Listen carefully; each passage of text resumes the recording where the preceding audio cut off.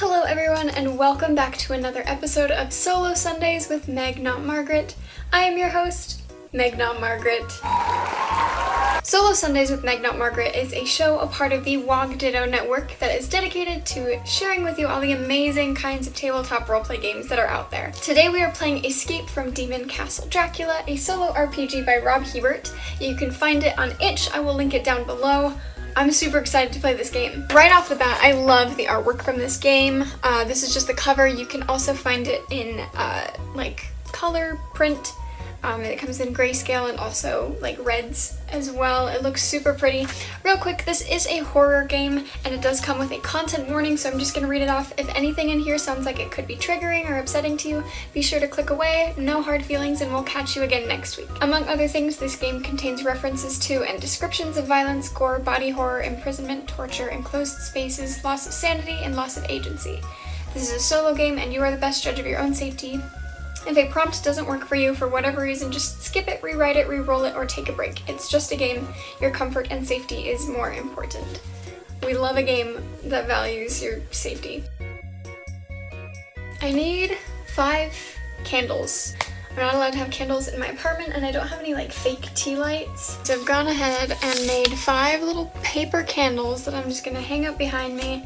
I'm realizing now that they're really small and you probably won't be able to see them, but they look really good. I'm not an artist, but I kind of popped off. So we're just gonna go ahead and get these all set up. So once I lose all of my candles, I'm dead. To play this game, you need your 5 candles. You need a printout of the rulebook. You're supposed to play it like with just the candles as your light. Again, that's going to be difficult in a video format. 6-sided dice, which is appropriately colored. A deck of playing cards with the jokers included. A coin, a figure, or other token to represent your character. I will be using a 20-sided dice for that. And then a piece of paper and writing implement. So this game is cool because you can get as RP as you want. It's a storytelling game first and foremost, and you get to decide how much of a story you want to tell. So you can write it like a journal entry, you can do voice memos, you can do like drawings, whatever you want, which I think is cool. I like the versatility. Again, like the artwork, I love it. And now I just split my paper in half into inventory and memories. And with that, I think we are ready to begin the game. Every game begins in the dungeon. You have just awoken, head aching and heart pounding, but your will to live drives you to escape, no matter how hopeless it may seem. When your eyes adjust to the darkness, you find yourself in a cramped cell, nothing but brick walls and fetid pools of water. You test the door to your cell and discover that the mortar has rotted away, where the iron meets the wall. With some doing, you may be able to work the bars loose and squeeze your way out. So here is our first roll of the game.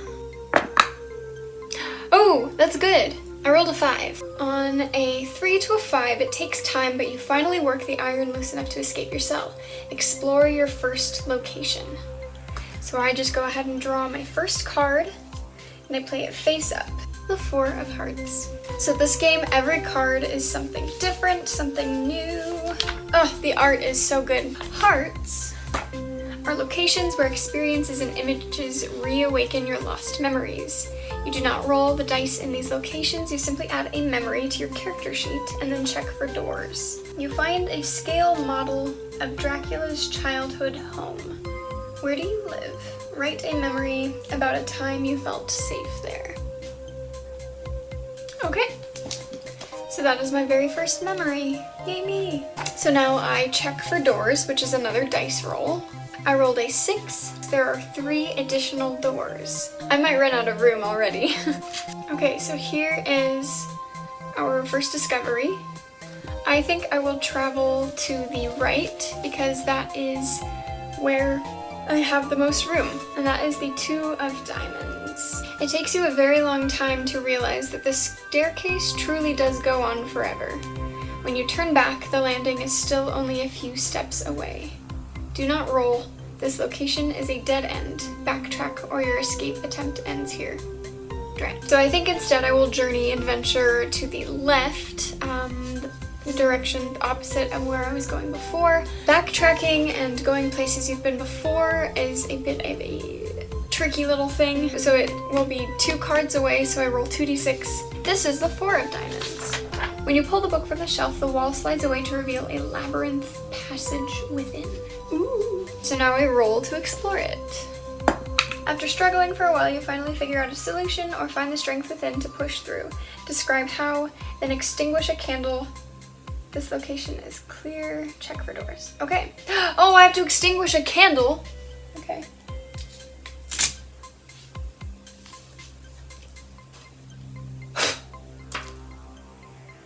For the drama.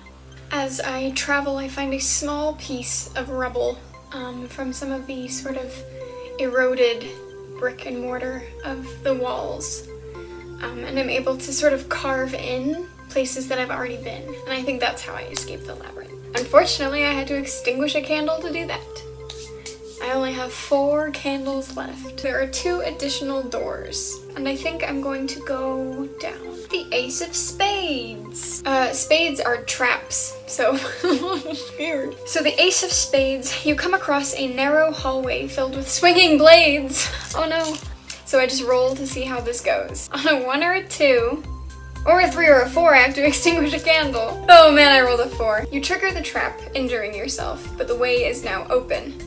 Describe how this happens, then extinguish a candle. Across the room, I can see a lever, and I can only assume that will stop the trap. I begin running, dodging, ducking under these swinging blades, and as I'm reaching out for the lever, one swings by and cuts my arm, and that is how I am injured. I thought this game would last a really long time, but I'm just not rolling very well, I guess.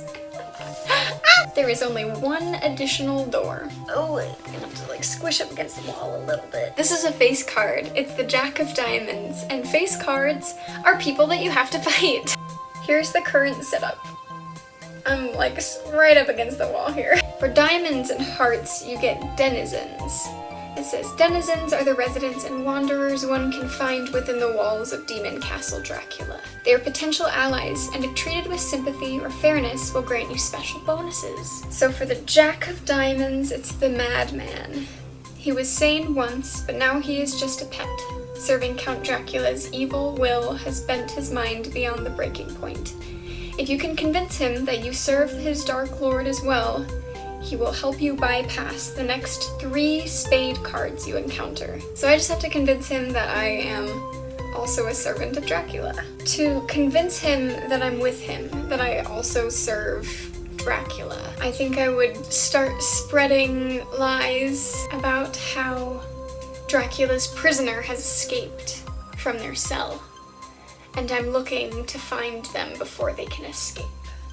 And that's why I'm prowling the halls just as he is. Okay, so I'm gonna mark down on my character sheet that the next 3 spades are safe for me. Oh, that makes me so happy. I love the Madman. I feel like I should give him a name. Let's name him Alphonse. There are 3 more doors. I think we will journey and venture to the left.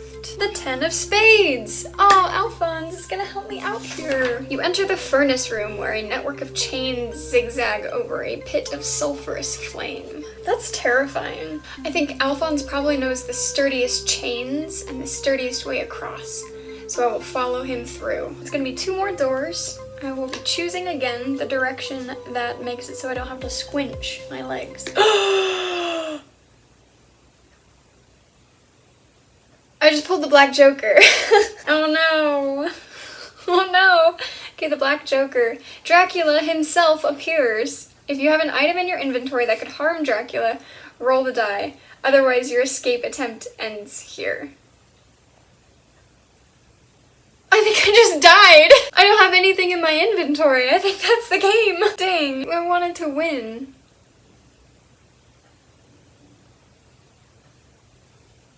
Okay, we're playing again. Round 2, Escape Demon Castle Dracula. I'll play 3 times tops, you know, because that went really fast. You know, I didn't collect anything and I just got sucked dry. I got turned into a raisin. Or Alphonse. I start in my jail cell again.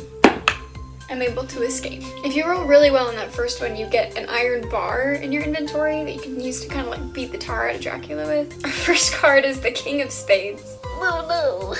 The King of Spades is the Grim Reaper. So, for the Grim Reaper, you enter Dracula's family crypt, along the wall of which runs an intricate frieze depicting his clan's bloody rise to power. From the darkness, the Grim Reaper materializes, brandishing a scythe that radiates necroplasmic energy. Okay, so now I get to roll the dice to see what happens. I have to make 3 hits on a boss to kill the boss and get the item. I still have 5 whole candles, I'll probably be fine.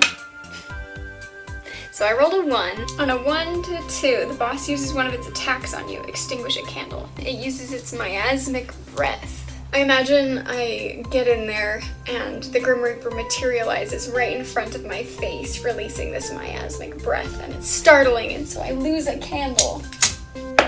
You trade blows with the boss, but neither gain nor give ground. After that, he expects me to be stunned, but I'm super quick on my feet, and as he goes to slice me with his scythe, I'm able to duck out of the way. A 2! Oh, another attack on me. Chill touch. So perhaps while I'm ducking out of the way, it's not the scythe that gets me, but his bony hand that grips the back of my neck and pushes me to the ground. I extinguish another candle. I don't want to die! On a 3, you inflict a wound on the boss, but get injured in the process. Let's say that as he's standing over me, having pushed me to the ground with his chill touch, he raises his scythe again to, you know. And instead, I am able to kind of kick his legs out from underneath him, but since he's like a skeleton-y, bony guy, it hurts my foot. Things aren't looking good, friends. I might die in the first room. A 3! Again. I go to punch him. Having not learned from my mistakes, I break my knuckles. A 6! You inflict 2 wounds on the boss. Describe how. This is exciting. I think I'm gonna grab the scythe in a, not like wrenching it away, but in a stop hitting yourself kind of way, and you know, like smack it into his face twice. This could be the final roll. If I roll a 5 or 6, I survive and I win. If I roll a 4, I survive for another round. Anything else and I die. Oh no! That's a 3. It's kind of dramatic though, because I get a hit in first. So I think that like using the scythe, I have it with both hands and I kind of like press it and like kind of, but as he's dying, he gets one last like in and I die. Darn it! I have one more chance to win this game. Escape from Demon Castle Dracula, round 3. But I really, really want to win this one.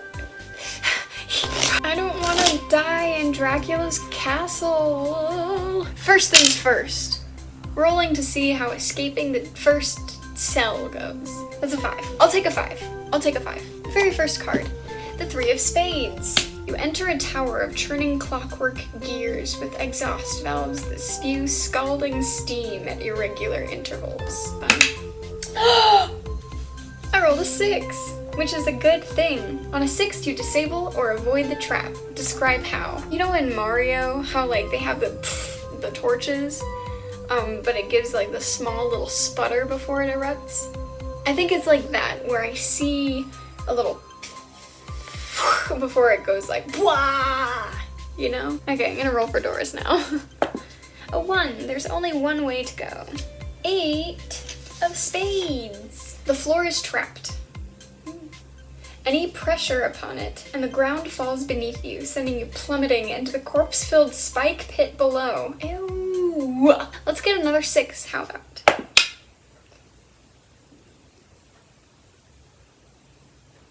On a 2, you trigger the trap and it bars the way, getting injured in the process. No! Describe how, then extinguish a candle. This location is now a dead end. But it doesn't matter because that was the only door. I was defeated by Dracula's castle 3 times. Let's play again. The insatiable urge to succeed, to win, to be set free was all-consuming. Just like Alphonse and countless other prisoners before me, I found myself wandering the halls, sometimes eluding the Count himself, other times greeting him as if he were an old friend. The only consistent thing was my death, over and over and over again. The idea of escape ever present, but ever just out of reach, tantalizing, mocking me as I awoke in the cell time and time again. The dangerous traps, the fleeting memories, the other people of the castle wandering about, just like me looking to go home. Unfortunately, I could not escape from Demon Castle Dracula. You finally make it out! Each reflection you see yourself dying in a different way. Just one more game. And that is Escape from Demon Castle Dracula. I had so much fun playing this game. I would highly recommend it. This is a great solo TTRPG. The gameplay is simple, it's to the point, it's very spooky. I would love to play this again when it's creepy and stormy outside, and to play with the actual candles instead of just the paper ones on the wall. I think could be a super fun experience. Really, the only thing that you need for this game that you probably don't already have is the rulebook. And you can find that it just is a free download when you get the game. I'm like cleaning up as I go. I think if I were to play this again, I would want to play it in the dark with the candles to get the whole mood and atmosphere, because it has the potential to be a really creepy game. If you're interested in playing this game yourself, you can find it on itch. I will have it linked below. It is a pay what you want game with a recommended price of $6.66. Spooky, and I would highly recommend it. I had a really good time with this game. I think this game has a lot of really good storytelling potential.